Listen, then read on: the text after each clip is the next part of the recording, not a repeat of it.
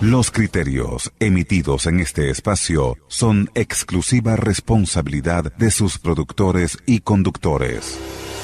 A continuación, República Ciudadana, programa mixto, informativo y de opinión, transmitido en horario todo usuario. Es una producción nacional independiente de Rubén Roca, PNI 27080.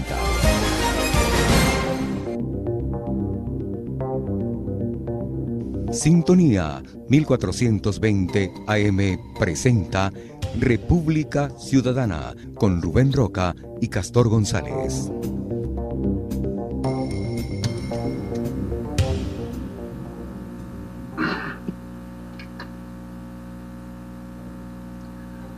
Muy buenas tardes, Venezuela y el mundo. Bienvenidos a su programa República Ciudadana. Estaremos laborando gustosamente para ustedes en la dirección general Mireya Obregón, en la dirección de producción Toti López, en los controles tenemos a Moisés López y al frente de los micrófonos estaremos Castor González, presidente del Centro Popular de Formación Ciudadana, y quien les habla, Rubén Roca, certificado de locución número 34.224 y PNI, productor nacional independiente 27.080. Bueno, muy buenas tardes, Castor. ¿Cómo es el programa, el formato que tenemos en Twitter Live? ¿Cómo estás, Rubén? Muy buenas tardes. Buenas tardes.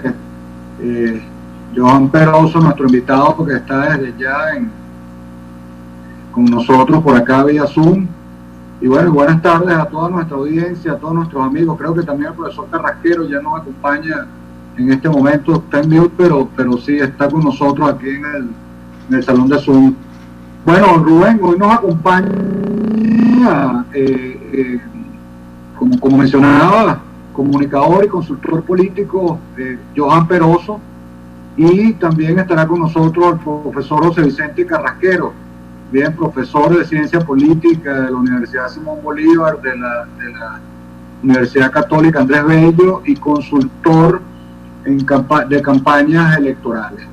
Hoy vamos a hablar, por supuesto, de ese laberinto de la situación política acá en Venezuela, y también con el profesor Carrasquero haremos una aproximación bastante interesante sobre la tesis que él está manejando o sobre su visión de lo que es el reconocimiento de la situación de Venezuela en la comunidad internacional. Así que, bueno, por supuesto, Rubén, hoy también con las dificultades de rigor, ya nos comentaba Johan fuera de cámara y antes de estar en el aire, nos comentaba la situación grave de luz, de internet. Tú mismo hablaste de un corte de luz el día de hoy. Habría muchísimas cosas que comentar, pero todos los venezolanos las sufrimos día a día.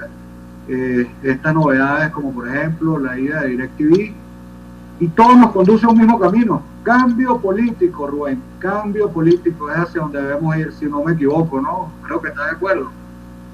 Eso es correcto. Y precisamente yo quería preguntarle a Johan, en primera instancia, un hombre conocedor, no solamente de la política desde el punto de vista académico, ya que pues aparte de periodista conoce lo que es la ciencia política, sino que Johan viene, digamos, de conocer lo que se llama el monstruo por dentro, tanto a nivel de como dirigir un partido político, como también pues estuvo en el antiguo Congreso Nacional como diputado por Caracas.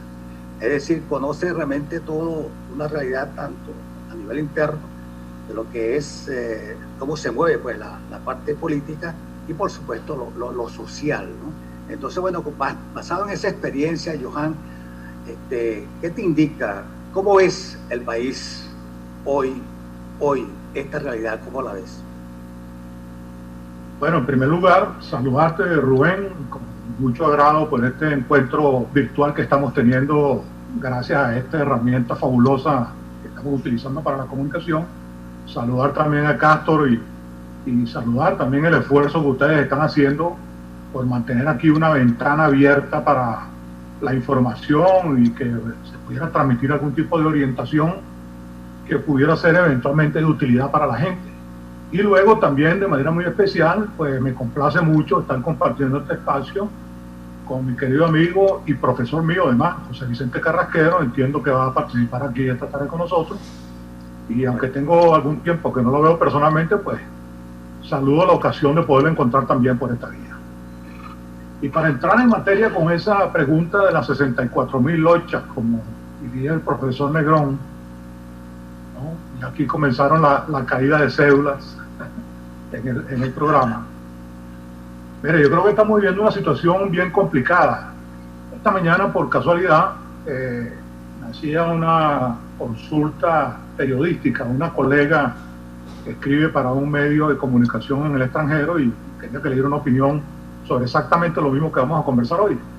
Y yo le decía en la conclusión de mis consideraciones que lamentablemente lo que tenemos en este momento al frente es un país completamente al garete.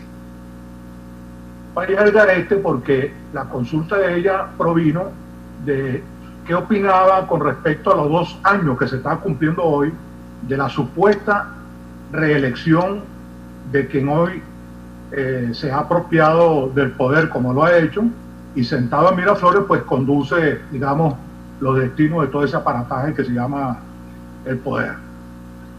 Y yo le decía lo siguiente, bueno, precisamente que son 2 años de una tragedia inconclusa, porque esa reelección evidentemente no fue tal, no solo que fue convocada de manera extemporánea por un organismo inexistente, sino que además no se hizo en el tiempo que correspondía. Y luego de eso, pasando los meses, es una elección que fue desconocida, no solamente en el plano interno en Venezuela, sino también en el concierto internacional. De manera que me cuesta mucho llamar a esto gobierno porque realmente no lo es. Pero en la práctica hay que aceptar la realidad, bueno, que hay un grupo que se apropió del poder y está controlando las instituciones públicas de tal manera, bueno, que hacen desde allí todo lo que ya sabemos que está haciendo. ¿Y el resultado cuál ha sido? Bueno, al garete desde el punto de vista institucional, porque no existe en Venezuela el Estado de Derecho, no existen las instituciones. La única institución que logró cobrar legitimidad por la vía de su elección, por el voto popular, que fue la Asamblea Nacional en diciembre del 2015, esta dinámica ha sido tan diabólica que también se la ha tragado, se la ha absorbido. Y la Asamblea hoy se muestra también, en mi modesta opinión, bueno, como una suerte de entelequia, porque institucionalmente no tiene un peso concreto sobre la realidad nacional, ni ha sido capaz de presentar una solución efectiva y eficiente para superar esta dinámica trágica que está viviendo Venezuela desde hace ya más de 20 años. Johan, a ver, en todo esto, y fíjate cuando hice la presentación del programa, inclusive cuando lo promovimos el día de hoy, lo promocionamos, hablábamos del laberinto político. Hay un laberinto que recorren los dirigentes de oposición, pero hay también un laberinto que recorremos los ciudadanos. Y yo en lo particular estoy muy preocupado por la ruta que nos toca recorrer a nosotros como ciudadanos en todo este tema, en todo este laberinto. Tú, además de ser consultor, además de ser analista, tú has pateado la calle como activista, tú conoces la calle, conoces Caracas, conoces Venezuela, y me gustaría escucharte sobre ese particular, los ciudadanos de a pie, ¿qué tenemos que hacer en este momento? Bueno, ¿Cuál es nuestra ruta? Esa es precisamente, en mi opinión, la tragedia más importante. ¿Por qué? Porque el ciudadano en general no es más que una víctima de todo esto que está ocurriendo. Por un lado, la situación que estamos viviendo de crisis nos ha sometido a una cantidad de penurias que hoy afectan a la inmensa mayoría de los venezolanos. Una muestra clara y contundente de cómo afecta la situación general a los venezolanos son esos 5 millones de venezolanos que tuvieron que emigrar de manera forzada a los países vecinos tratando de buscar un mejor destino. Eso es una muestra palmaria de cuál es el tamaño y la magnitud de nuestra crisis. Hoy estamos sufriendo, además de la crisis política, económica y social que está planteada en Venezuela hace unos años, lo que significa el impacto de esta pandemia que está afectando en este momento a toda la humanidad. Entonces, en este momento tú preguntas, ¿qué hacemos como ciudadanos? Bueno, yo creo que el ciudadano hoy está ocupado de dos cosas. En primer lugar, ver cómo sobrevive con respecto a la dificultad que significa poder proveerse de los alimentos necesarios para poder subsistir. Y luego, toda la complicación que significa movilizarse. Por ejemplo, esta crisis que tenemos ahora con el tema del combustible se suma al cúmulo de limitaciones a los cuales ha estado siendo sometido el ciudadano como consecuencia del deterioro general que se está viviendo en el país. De manera que no creo que sean muchas las opciones que el ciudadano tenga para intentar dar un paso concreto en todo cuanto aspiramos la mayoría, que es que se produzca un cambio político que dé al traste con esta situación. Esa no creo que sea el ambiente que en este momento sea propicio para la ciudadanía. Rubén. Sí, bueno, ya para darle la bienvenida al doctor José Vicente Carrasquero. Bienvenido, doctor. Muchas gracias Rubén por la invitación, Castor, y muy especial abrazo a mi querido amigo Johan Peroso, que teníamos unos cuantos años sin verlo. Bien, un saludo, profesor. Sí, bienvenido, bueno, profesor. La misma pregunta, profesor José Vicente, que le hice a Johan, se la vamos a hacer a usted para iniciar, para empezar a calentar este interesante conversatorio, ¿no? Pero como usted está por fuera, yo quisiera esa visión. ¿Cómo nos ven? ¿Cómo siente usted el país desde afuera, profesor? ¿Qué está viendo? ¿Qué está oyendo por allá que nos pueda transmitir luces, oxígeno para esta situación, esta tragedia por la que atraviesa el pueblo venezolano? Sí, fíjate, yo primero quería hacer una observación. Es cierto que 5 millones de venezolanos han salido del país y salieron buscando oportunidades. Muchos de ellos han logrado conseguir oportunidades, otros están atravesando situaciones muy difíciles, pero sin duda los 27, 28 millones de venezolanos que todavía están dentro de Venezuela están pasando unas penurias mucho peores, y están haciendo realidad un viejo eslogan que habíamos puesto a correr por ahí a principios de este siglo, que es que peor siempre es posible, y Venezuela es una demostración patente de esta triste realidad. Cada día que pasa Venezuela está peor, y ayer había DirecTV, hoy no hay DirecTV. Yo no veo el DirecTV como una cuestión baladí, como un lujo, como nada por el estilo. Yo creo que el DirecTV era un disipador, ¿no?, de la angustia del venezolano, el poder distraerse, el poder tener acceso a una programación, cualquiera que fuese esa programación, le daba entonces un rato de esparcimiento a la gente que ahorita no tiene, y que le hace entonces la vida más invivible, más sufrible. Yo creo que los venezolanos no se merecen eso. Yendo, Rubén, al planteamiento que me hiciste y haciéndolo muy corto, yo creo que la mayoría de los países, de la mayoría de las burocracias en el mundo, no entienden lo que está pasando en Venezuela. Muchas de esas burocracias nos apoyan y están con nosotros, pero aún así no tienen un sentido de la gravedad de la situación que atravesamos los venezolanos. Muchos, por ejemplo, te voy a hablar del caso español, que conozco muy de cerca, aunque no estoy en España en este momento. Los españoles piensan que es potestad de Maduro convocar elecciones, y que como es potestad de Maduro convocar elecciones, él convocó las elecciones en mayo de 2018, esas elecciones son legales. No hay manera de hacerle entender a los españoles, o es que no quieren entenderlo, que no es una potestad del presidente convocar elecciones en Venezuela, que la Constitución de Venezuela rige de una manera casi matemática cuando se dan los procesos electorales en Venezuela, con todas las alternativas posibles, y que, como dijo Johan antes, esta gente lo que hizo fue robarse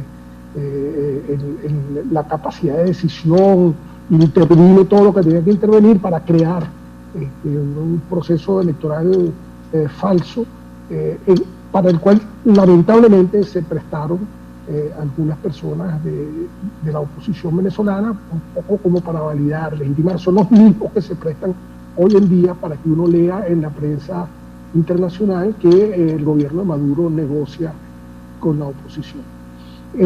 Ahí empieza nuestra perdición desde el punto de vista de la observación internacional, porque entonces lo primero que le preguntan a uno es, bueno, pero Maduro está negociando con la oposición. Es que uno entonces empezar a preguntar, a explicar que esa oposición no es la oposición, que esa oposición es más bien una gente allegada al gobierno de Maduro, o que cree que las cosas se pueden solucionar en Venezuela de una forma distinta, pero que en todo caso no representan lo que es la mayoría, el gran grueso de la población que quiere salir de las condiciones que está viviendo Venezuela. Eso solamente por ponerte un abreboca de esta situación donde nos ven desunidos, donde la gente no entiende cómo es que si nosotros estamos frente a la coyuntura que estamos, tenemos tantos partidos dando opiniones distintas, tanta gente dando opiniones diversas sobre cómo debemos manejar la situación, lo cual configura hacia el exterior una oposición fracturada, dividida, que pareciera no tener un norte hacia donde dirigir sus acciones. Muchas gracias, profesor. Yo vuelvo un poco, sí, vuelvo un poco con el tema previo con Joan. Muchas gracias, profesor. Ya voy igual también con usted con un comentario y pregunta, ¿no? Pero Joan, en tu análisis, tú dices, bueno, poco tenemos que hacer los ciudadanos acá. Siento como que entonces, como en efecto, se sienten muchos venezolanos en una suerte de callejón sin salida, ¿no? Una calle ciega. Nosotros, por ejemplo, venimos, y me refiero al Centro Popular de Formación Ciudadana, venimos promoviendo algunos espacios, entendemos que el empoderamiento, que la gente despierte y entiende el poder que tiene en sus manos es por lo menos una opción de hacer algo, de empujar algo, porque, a ver, siendo justos también, los venezolanos hemos hecho casi de todo, hemos hecho mucho y hemos dejado mucho en las calles, y si no, que lo digan los familiares de tantos fallecidos a manos de la brutalidad y exceso del desgobierno. Pero como analista que eres, como hombre que conoce la calle, tú visualizas que haya posibilidad de un despertar del pueblo que inclusive no tiene por qué obedecer nuevamente a quien le diga que no proteste. Fíjate bien, es que hay varios planos para ver esto, ¿no? Por ejemplo, si en algún país existe una movilidad importante en materia de creación, de promoción, de articulación de movimientos ciudadanos, eso es precisamente en Venezuela. Aquí existe una diversidad de organizaciones de base dedicadas a una multiplicidad de temas que afectan a la sociedad de distintas maneras. Incluso gente que está de manera sacrificada, por utilizar un término, digamos, un poco exaltado, ¿no? Gente que ha sacrificado asuntos personales para convertirse en activistas sociales, en luchadores sociales, en gestores de mejor calidad de vida o de mejora de servicios públicos, es decir, de una serie de aspectos que involucran a la sociedad en general. Pero resulta que aquí estamos en una controversia que es fundamentalmente política. Y cuando se plantean las cosas en términos políticos, entonces, ¿qué tenemos? Tenemos que todas esas organizaciones civiles que surgen de manera colateral a las organizaciones partidistas, como una manera de ayudar a que la savia, que significa la sociedad organizada, circule, lo puede hacer de una manera eficiente cuando en un país existe el Estado de Derecho. El problema con Venezuela es que es un país donde no existe el Estado de Derecho. Es decir, Venezuela en este momento está en una especie de limbo, desde el punto de vista institucional, porque las instituciones no son tales. Cuando no hay Estado de Derecho, da lo mismo que cualquier organización civil haga lo que quiera hacer, porque nunca va a ser escuchada en los términos en que debería hacerlo cuando un Estado, cuando un país, una sociedad funciona de manera normal. Entonces, el problema fundamental que tiene Venezuela es un problema de orden político. ¿Por qué? Bueno, porque hay un grupo de personas que se apropiaron del poder y, apropiados del poder, se hicieron también del control de las instituciones, tergiversaron la razón de ser de esas instituciones, y cuando hablo de instituciones me estoy refiriendo a los poderes públicos nacionales. Ninguno de los poderes públicos nacionales funciona de acuerdo con el deber ser. No funciona como debe ser el Consejo Nacional Electoral, no funciona como debe ser el Tribunal Supremo de Justicia, no funciona como debe ser la Contraloría, la Fiscalía, la Defensoría, no funciona como debe ser la Presidencia de la República y los ministerios. Todo ese aparataje institucional ha sido convertido en herramienta útil de un proyecto político. En ese marco de referencia, bueno, ¿cuánto puede hacer la sociedad civil organizada en un papel, en un rol que fundamentalmente lo tienen que jugar son los partidos políticos, que también podemos abrir una sección para hablar de cuál es la situación de los partidos políticos venezolanos, que han sido también de alguna manera víctimas de este desorden institucional, de este descontrol institucional que ha afectado todos los intersticios de la sociedad venezolana. A eso que me refiero cuando lo planteo desde esa perspectiva. Gracias, Johan. Rubén. Sí, bueno, voy con el profesor José Vicente porque ahora más que nunca es que requerimos todo ese conocimiento, profesor, porque en Venezuela definitivamente parece que se unió todo para conformar lo que se llama la tormenta perfecta. Es decir, que hay una crisis estructural que tiene varias ramas, ¿no? Tenemos, por supuesto, la crisis política, tal cual como le dice Johan, pero también tenemos una crisis económica bárbara, indiscutiblemente. Tenemos una crisis social, bueno, que ya reviste, pues, llover sobre mojado. Y tenemos una crisis emocional. Parece mentira, es un proceso inédito por lo que está atravesando Venezuela, porque todos los países de alguna u otra forma han pasado por estas cosas, la crisis económica, política y social, pero esto está afectando de manera contundente la psique venezolana. Y como si fuera poco, hay otra crisis que desde mi punto de vista es la peor de todas, que es la crisis moral. Entonces, bueno, claro, cuando voy a la moral es precisamente porque la ética estudia la moral, y entonces, bueno, tú ves toda esa conformación y entonces uno dice, bueno, ¿a quién llamo? Bueno, por supuesto, pues fue que quisimos conversar con ustedes, porque ustedes son científicos políticos, y entonces queremos que háganse de cuenta que este mensaje lo está escuchando la dirigencia de los partidos políticos, la gente que de otra forma tiene cierto poder a nivel de alcaldía regional y por supuesto a nivel nacional. Háganse de cuenta que este mensaje les va a llegar a ellos. Entonces, profesor, ¿cuál sería su recomendación para tratar de salir de esto? Porque no solamente es diagnóstico, es saber buscar la solución, y en eso es que hay que enfocarse. Sí, Rubén, fíjate, voy a hacer lo más concreto posible, pero primero hay que caracterizar a la gente que está en el poder. Como decía Johan, que se hizo del poder, no que lo conquistó ni nada por el estilo, se hizo de él. Y lo primero que hay que decir en términos morales es que es una gente con una ausencia total de escrúpulos. Y cuando la gente no tiene escrúpulos es capaz de hacer cualquier cosa, que mucha gente llega a considerar incluso inteligente. No es que sean inteligentes, es que son inescrupulosos.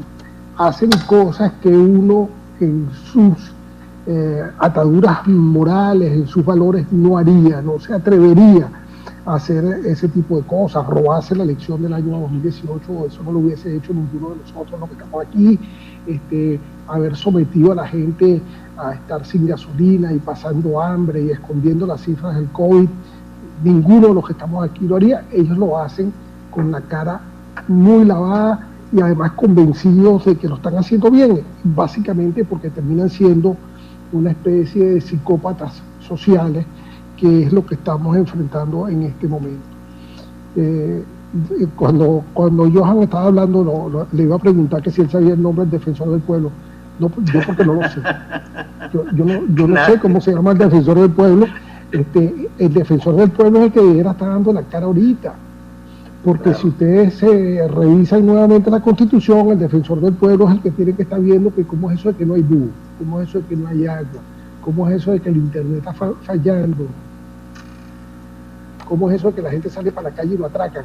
Esa es la función del defensor del pueblo, pero nadie sabe quién es el defensor del pueblo. Yo por lo menos no lo sé. Y entonces, una vez que uno tiene caracterizado, y otra cuestión de la característica, es que esta gente nos hace permanentemente bullying.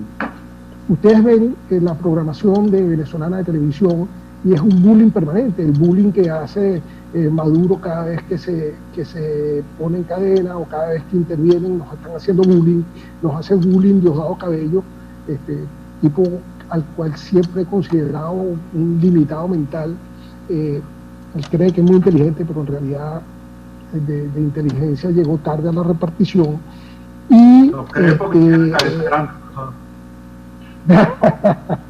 y después, bueno, esos programas de Mario Silva y todos esos programas que están dedicados es a estarle martillando a la gente permanentemente en la mente que ellos tienen una especie de estandarte moral que ellos pueden exhibir y que uno no tiene derecho ni siquiera a estar en contra de ellos. Johan dijo una cuestión que es muy importante, y es que hay que cantidad de agrupaciones en Venezuela que están haciendo, que están dando la lucha, que están dando la pelea, cada uno en su sector, la gente que pelea por el gas, la gente que pelea porque haya un mejor funcionamiento en su comunidad, la gente que organiza para que los muchachos no estén perdiendo el tiempo en las calles.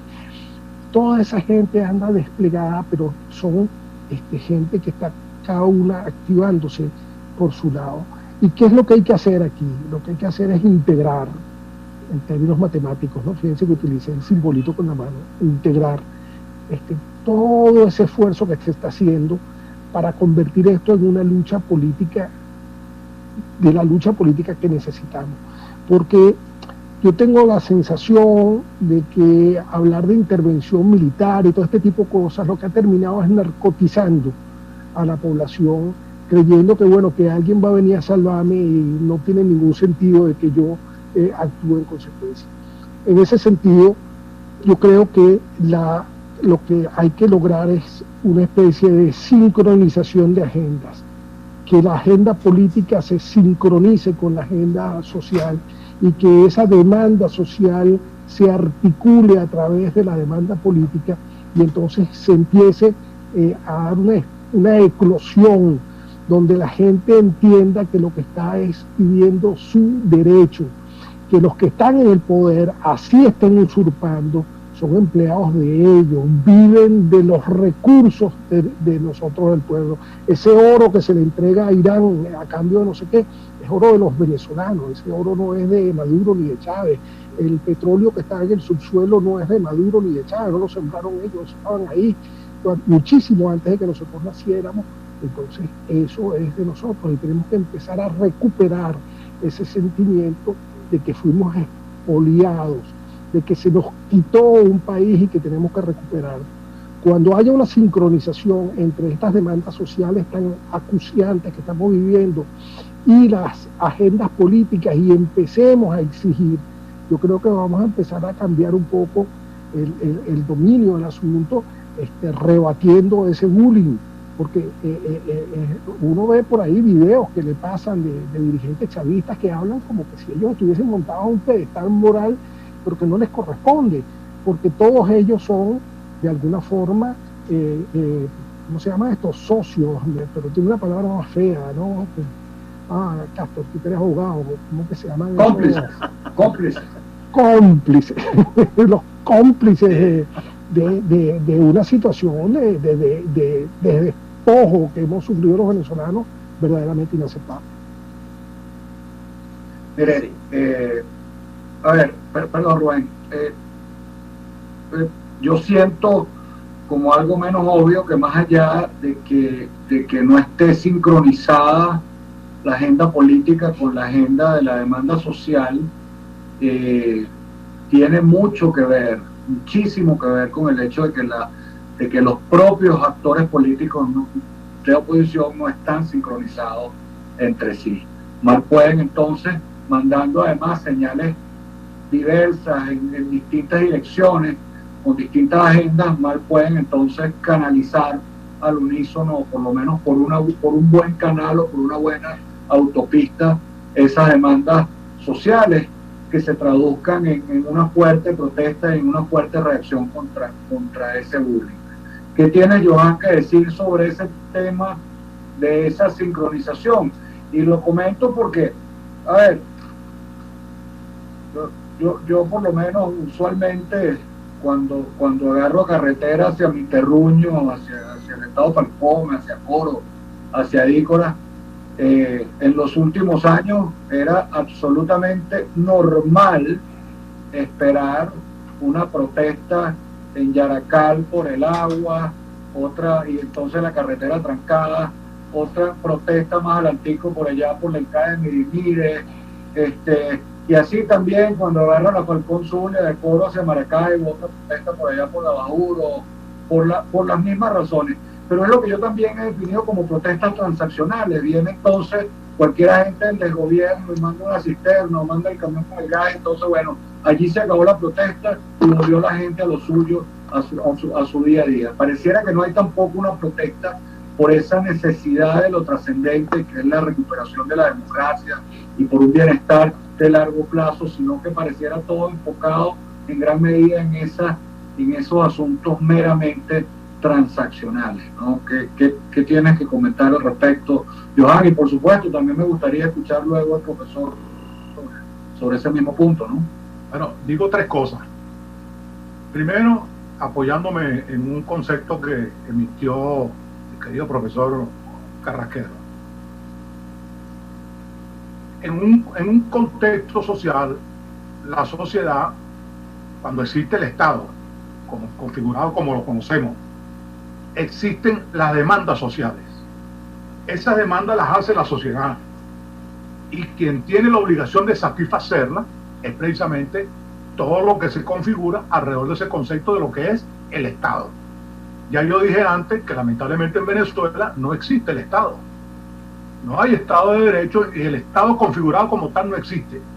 Estamos en una especie de ambulando, como en una especie de no sé, pues estamos en el aire, en la nebulosa. Luego, las demandas sociales tienen canales regulares a través de los cuales deben circular. Y en la configuración de ese Estado, tal como lo conocemos, precisamente está el estamento partido político. Y los partidos políticos nacieron precisamente con un rol muy específico, que fue o es el de servir de intermediadores entre esas demandas sociales que hace la sociedad y las soluciones que debe aportar el Estado. Allí se teje entonces una dinámica que es la que hace que los partidos sean los que tengan el protagonismo en la lucha por el poder. ¿Por qué? Porque es de los partidos de donde surgen las propuestas, los planteamientos políticos para la ocupación de los cargos públicos, bien sea aquellos a los cuales se accede por la vía del voto popular o aquellos que son designados porque depende pues de la decisión, pongamos por caso del presidente de la República, quien tiene entre otras facultades designar a sus ministros que se ocupan a su vez de cada una de las áreas que se supone un régimen de gobierno normal debe ocuparse. Bueno, nada de esto que yo estoy mencionando existe. Entonces, en este mare magnum, lo que hemos tenido en los últimos 20 años es una lucha por intentar frenar la intención de una clase que pretende imponerle a la sociedad venezolana de manera definitiva una manera de ser que es absolutamente contradictoria con el funcionamiento de una sociedad en el marco democrático. Ahí entramos ya en otros temas, donde había que hablar de lo que significa el tema del autoritarismo, etcétera, etcétera. Y los partidos políticos que se han venido a menos en el marco de esa dinámica de la lucha política por el poder, bueno, lamentablemente se han resentido y no se han mostrado capaces de servir de mecanismos de articulación para que esa sociedad que exige y que demanda, a través de las acciones políticas que deben llevar a cabo los partidos, logren entonces el cometido, bueno, de normalizar la vida en sociedad como la aspiramos la inmensa mayoría de los venezolanos. Creo que allí está, Castro, más o menos dibujado, digamos, el marco de referencia a través del cual se puede mover esto. Son las respuestas posibles a preguntas interrogantes como la que usted está formulando. Y yo digo que, bueno, claro que eso se puede alcanzar, pero tendríamos que comenzar por poner orden. No voy a decir lo que decimos siempre coloquialmente, pero sí hay que poner un cierto orden donde las instituciones políticas asuman el rol que le corresponde, que los partidos políticos de verdad se revisen en lo que significa su rol y su actuación en el marco de esta lucha que está desarrollando la sociedad venezolana, que no actúen al garete por su cuenta y riesgo como si tampoco a ellos les importara lo que la sociedad piensa y dice, sino que tienen que tener claro que ellos dependen precisamente del contexto social. Si nosotros logramos medio ordenar este entuerto del rol que deben cumplir los partidos, y por supuesto que cuando hablamos de los partidos estamos hablando de las personas que conforman los partidos, que también han sufrido cambios cualitativos en cuanto a su conducta y a su razón de ser como dirigentes muy importantes. Bueno, todo eso hay que someterlo a revisión y hacer como dice el viejo refrán, a Dios rogando y con el mazo dando. No el mazo de trucutru, ¿no? Sino haciendo uso del refrán. Una mala palabra. Sí, no debió mencionarlo, pido excusa por ello. Así es. Mire, antes de darle la palabra al profesor, yo quería también que él también nos ilustrara, porque fíjate, la política realmente es el arte de la solución, pero es que observamos que el juego está cerrado, el juego está trancado, y una de las cosas, usted me corrige, profesor, me corrige, Johan, porque ustedes son los expertos en opinión pública y por supuesto están para dar asesoría en esta materia, pero una de las cosas clave es que cuando tú enfrentas a un régimen, a un desgobierno como tú tienes que entender claro a qué te estás enfrentando exactamente. Entonces, una definición, un concepto que ha sido difícil posicionar, especialmente en el mundo internacional, es que la gente cree que estamos hablando de políticos tradicionales, un estilo Adeco Pay, ¿me entiendes? Entonces, cuando no tenemos claro a qué nos estamos enfrentando, definitivamente cualquier solución que pase por la ciencia política va a fracasar, como de hecho ha fracasado. Entonces, el punto es que el gobierno en estos momentos se está quejando de que, bueno, que están tratando de invadirlo, de que están tratando de derribar su estadía en el poder, pero no hace nada, no da ninguna señal de que haya un libre camino para, de manera cívica, de manera democrática, tratar de que haya una alternabilidad. Entonces, la pregunta es, ¿estoy correcto en esto, profesor? De manera tal que, más la pregunta que le hizo Castro, a ver si de repente vamos buscando alguna solución, porque una cosa es cierto, esto no puede mantenerse en el tiempo mientras hay un país pasando hambre y toda la tragedia por la cual nosotros conocemos. Oye, yo no quiero, cuando está hablando con Venezuela, trata de no decir cosas comprometedoras, ¿no? Para la emisora, para ustedes, porque bueno, después de todo uno está por aquí y por más largo que ellos tengan el brazo, uno está por aquí y no le llegan a uno, ¿no? Se aprecia, lo cierto es que lo cierto es que la misión del chavismo no es gobernar. Si nosotros pensamos que esa es la misión, estamos ya arrancando. Ellos tienen una misión bien clara. La misión está dividida básicamente en dos partes. Una, ir en función del mundo multipolar, lo que sea que eso signifique. En todo caso, un enfrentamiento contra los Estados Unidos, en un desconocimiento casi ridículo de que China, Rusia también representan imperios, ¿no? Imperios además mucho más viejos que el imperio norteamericano, pero imperios al fin. Y la segunda cuestión mucho más grave es que ellos responden como una pieza clave de la internacional del narcotráfico.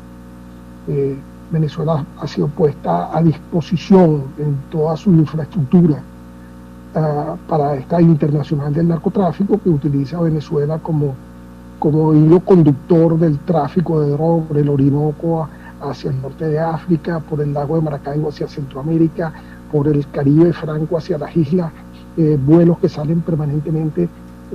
Entonces, la función de ellos no es gobernar, la función es servir en estos dos sentidos, y por eso es que uno no le puede pedir a ellos soluciones, porque el problema de la electricidad ya llevamos 10 años solucionándolo.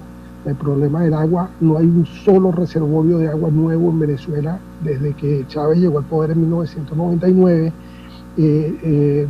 Las comunicaciones son el hazmerreír de toda América Latina, incluyendo Haití. Las comunicaciones en Haití son muy superiores, o lo que está montado como planta de comunicación en Haití es muy superior a lo que tiene Venezuela. Y lo único que friega en Haití es que no tienen buena electricidad, pero del resto las velocidades son muy superiores a las que tiene Venezuela. Entonces estamos en una situación que pasa por quien tiene la violencia. La violencia lamentablemente la controla el chavismo. Lamentablemente muchos militares venezolanos se han puesto al servicio de esta función que se ha atribuido a esta gente. Entonces, nuevamente, ¿cómo hacemos para solucionar esto? Y el solucionar esto pasa por poner a la comunidad internacional en evidencia de que los venezolanos no estamos contentos con lo que estamos viviendo. Y eso vuelve a pasar por la manifestación. No estoy hablando de las grandes manifestaciones en la calle, es la manifestación permanente, el no contentarse con que el gas lo sustituyo con la leña, que la gasolina la sustituyo con carretas o con bicicletas o con este tipo de cosas. Porque bueno, una de las cosas que hay que destacar del venezolano es su resiliencia, pero esta resiliencia tiene este contenido negativo, que es que pareciera que nos vamos acostumbrando a que cada vez nos vayamos limitando más y que peor sea siempre posible. Y entonces retomamos lo que Castor dijo antes, y es que nosotros necesitamos que la oposición venezolana se sincronice. Y yo les tengo una propuesta concreta. La propuesta concreta que yo les hago a todos, a Guaidó, a López, a Capriles, aquí, a María Corina, a Antonio Ledesma, a Diego Arria, a esos que yo llamo los presidenciables, que tienen todo el derecho de pensar que ellos pueden ser presidentes del país, renuncien en este momento a cualquier aspiración presidencial, con la condición de que una vez resuelto esto, bueno, se hará una primaria y ustedes verán quién es el que gana, o se van a unas elecciones donde participen todos, no importa, pero renuncien. En este momento lo que necesita Venezuela es un bloque unitario al estilo del Chile de 1987, 88, 89,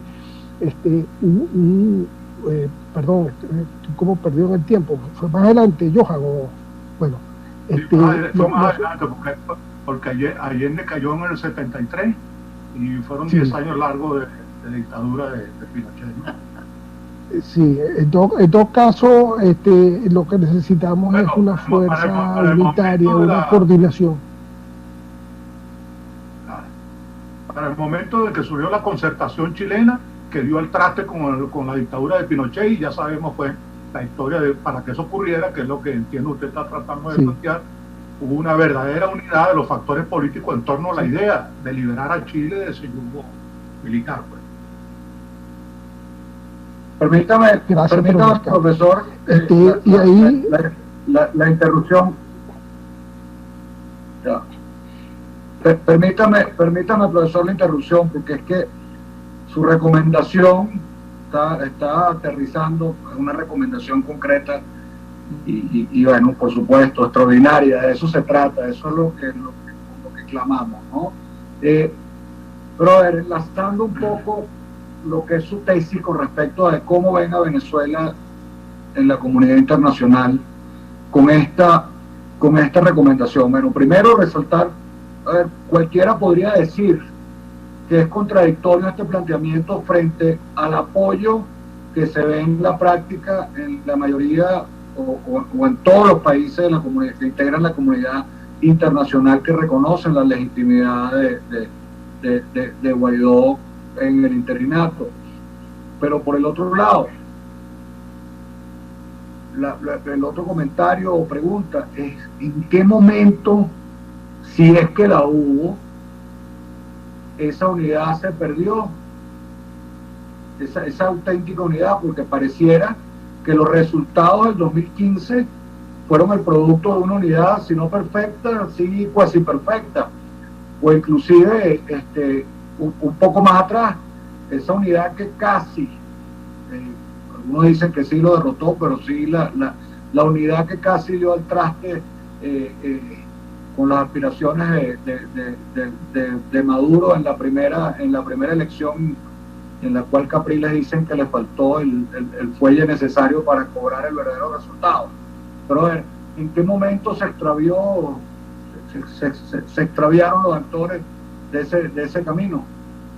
Si es que en algún momento estuvieron en el camino,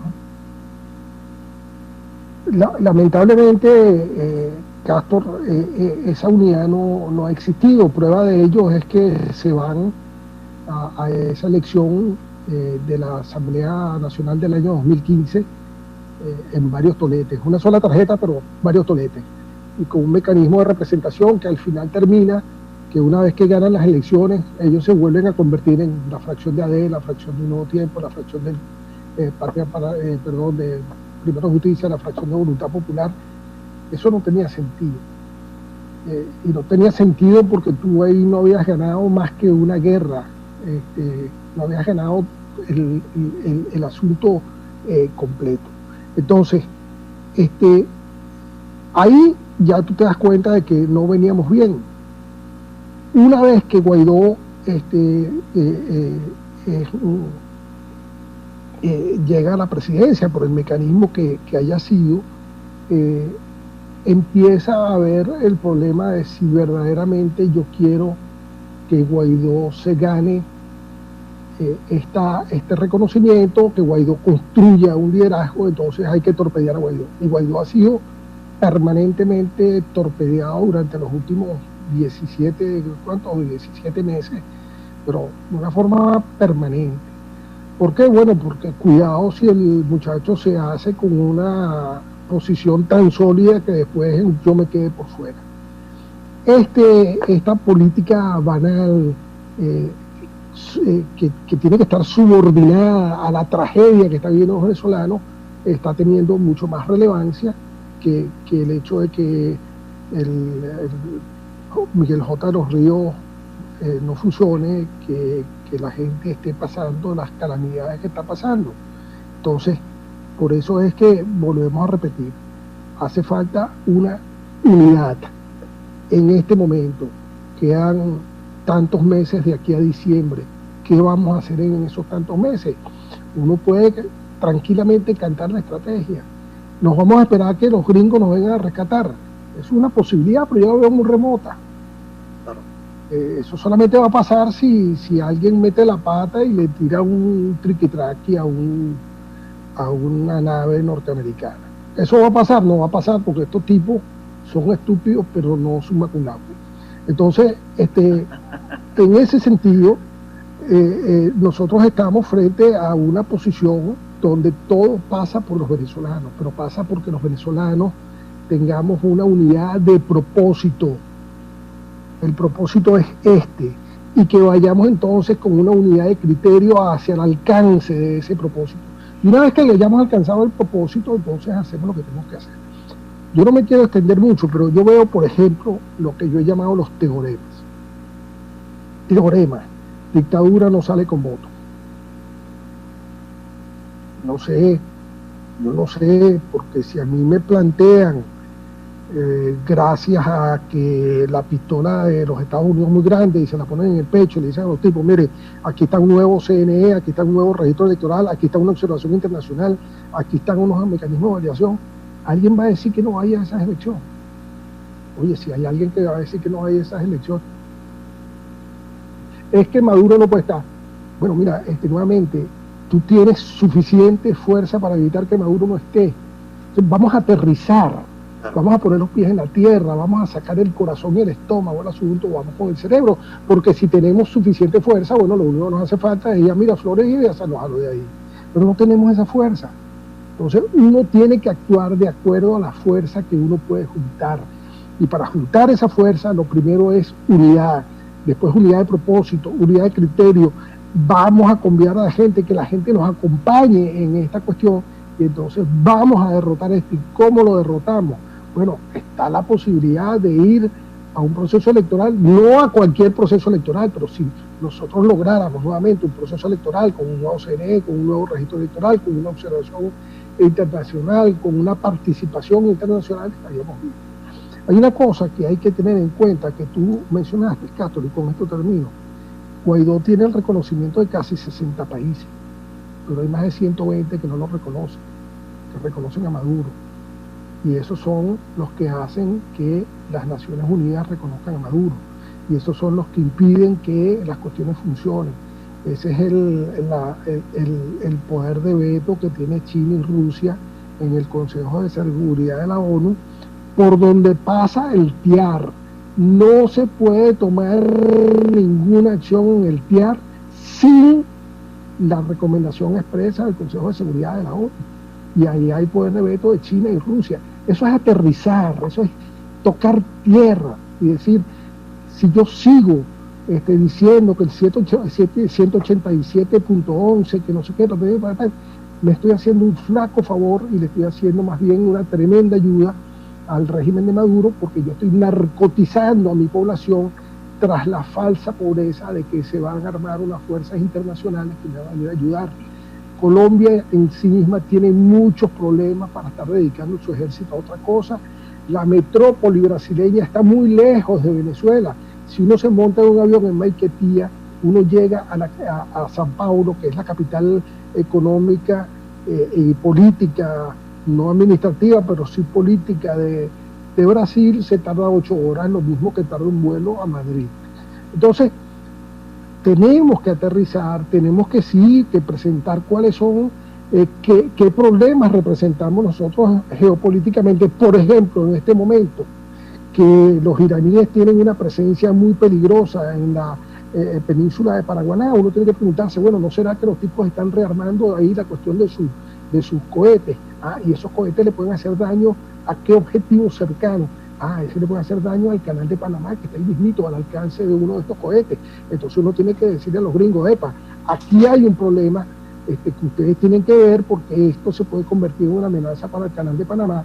Y uno le dice a los holandeses, y esto es un problema para Aruba y para Curazao, y le dice a los ingleses, esto es un problema, y entonces uno va articulando toda una agenda donde entonces estamos presentando cuál es el verdadero problema geopolítico de Venezuela para la región.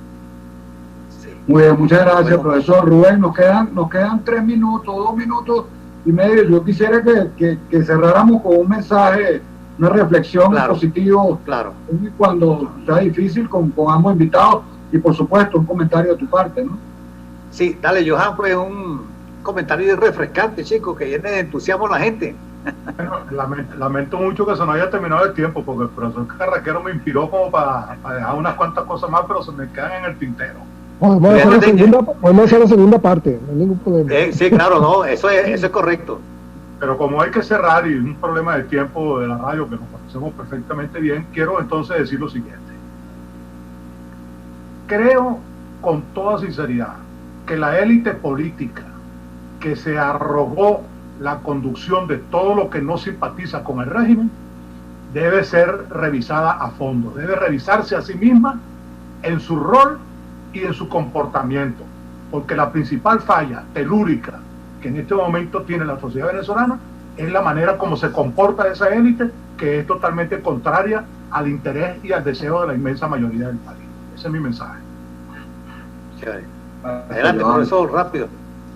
No, ya yo hablé suficiente. Ustedes cierren su perfecto.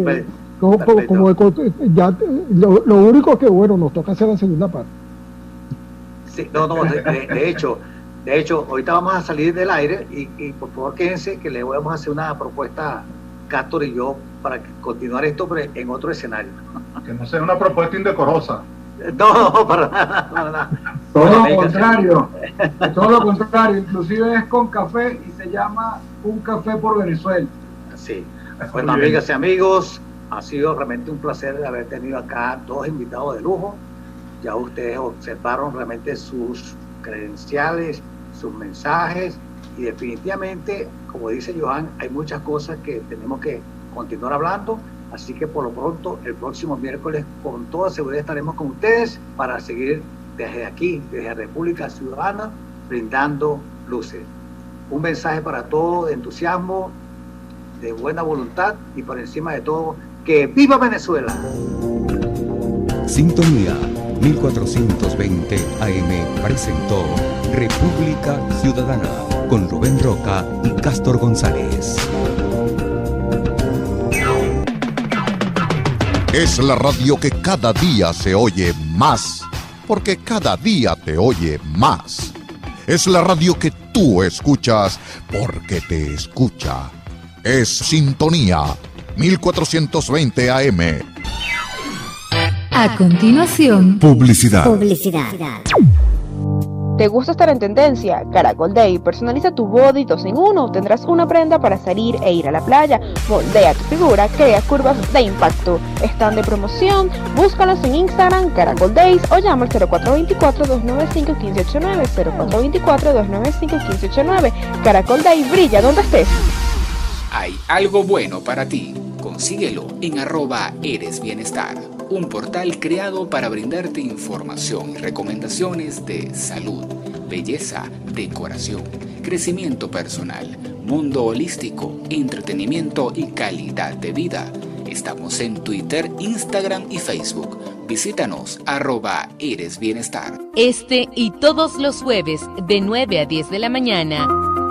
Sin fronteras, pero con límites. El espacio radial que le ofrecerá el análisis de la información internacional, más allá de los encabezados de la prensa, con los internacionalistas Luis Daniel Álvarez y Juan Francisco Contreras. Sin fronteras, pero con límites, por Sintonía 1420 AM. Este jueves y todos los jueves de 10 a 12 de la mañana, te invitamos a tu programa Live Radio, con los temas del momento, analizados y comentados por tus amigos Gabriel Reyes y Félix Tolo, con la mejor música de ayer y de hoy, y respondiendo al aire tus inquietudes. No te pierdas el Live Radio por Sintonía 1420 AM, por su portal radiosintonía1420.com.be y a través de Instagram Live y Periscope. Te esperamos.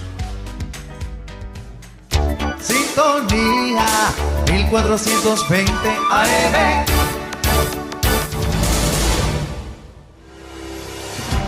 A partir de este momento, Sintonía 1420 AM entra en horario supervisado, con mensajes que de ser recibidos por niños, niñas y adolescentes requieren de la supervisión de sus madres, padres, representantes o responsables. Los criterios emitidos en este espacio son exclusiva responsabilidad de sus productores y conductores.